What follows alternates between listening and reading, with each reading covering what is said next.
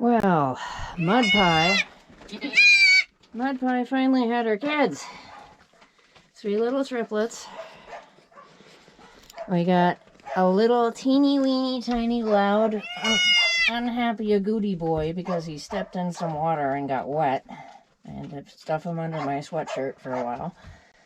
And we got his enormous big older brother who's all a chonker like his dad. And then the middle-sized goat down there on the ground is the sister. We got 2 boys and a girl. And the tiniest boy is the loudest, so I'm hoping he's going to attach and I'm going to see him try to feed. So far I've only seen the biggest boy getting a drink and the girl trying to get a drink. And Mom's in here with more food than she can possibly safely eat. And some water, and that's a loud little goat. He's not happy because it's not warm out.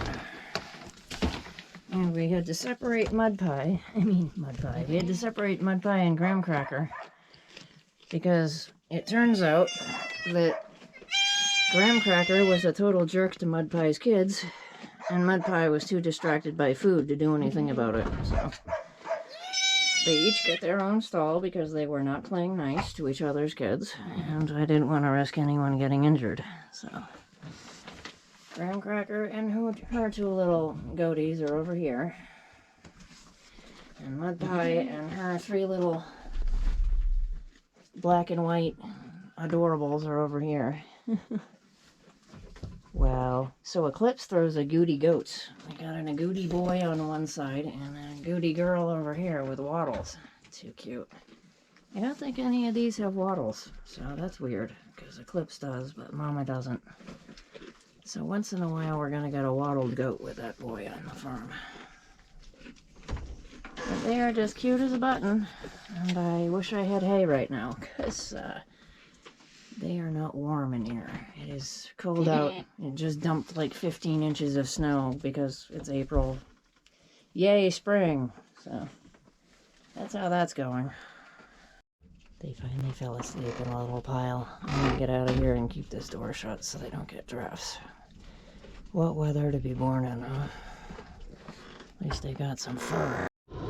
Well, this is a first, but we have a goat in the oven right now with a space heater on full blast on 86 degrees, shooting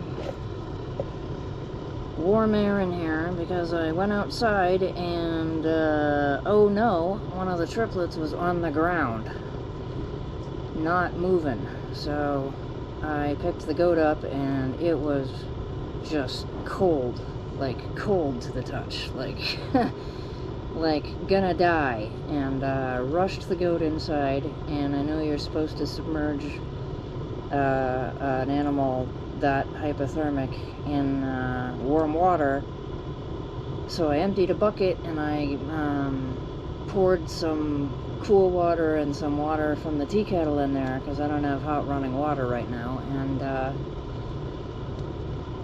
submerged little goat in there and tried to get his temperature up. But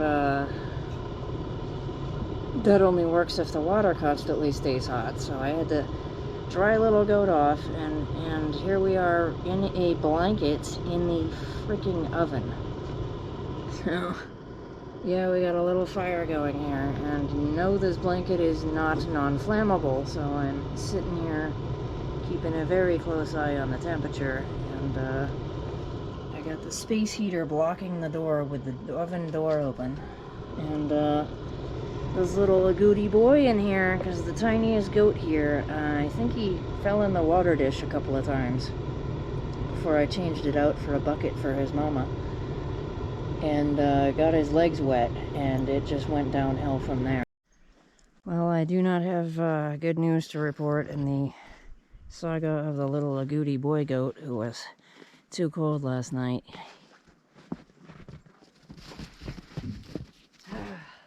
Unfortunately, he didn't make it, and I feel responsible because I feel there's maybe some other things I could have done or tried to save him. The sun isn't out, but I'm squinting because I'm basically snowblind out here right now.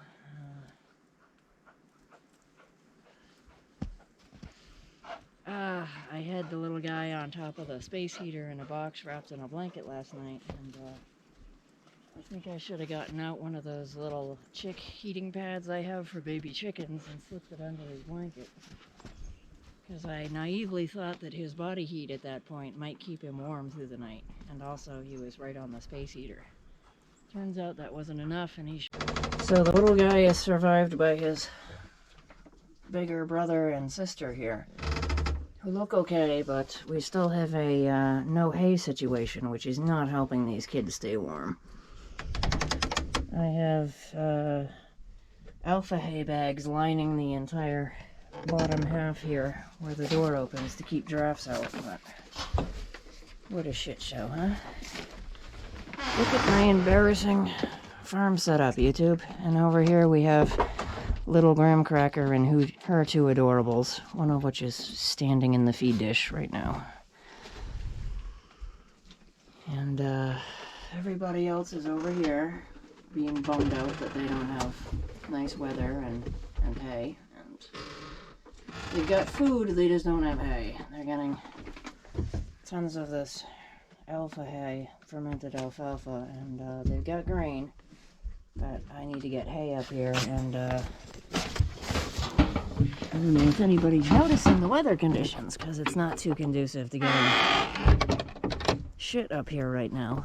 I am in a mountain range, and it has been snowing like this non-stop for about 3 days. You got a tug-of-war going on with that fence I should have rolled up last fall, buddy? My American buff goose lady here, who has lost her mate, unfortunately, this past winter. She is determined to have some babies because she's lonely, I guess. Only she seems to get that her eggs aren't fertile, so she's sitting on some duck eggs. So it'll be really funny and cute if she hatches out a bunch of little baby silver apple-yard ducklings. Yes. Chickens over here are just highly amused. The pigs got in here and basically destroyed the dividing wall between the two coops. So I need to fix that. Hey! Meanie! So the geese and the ducks aren't even supposed to be in the chicken coop. They're in here because they don't actually have a winter house of their own.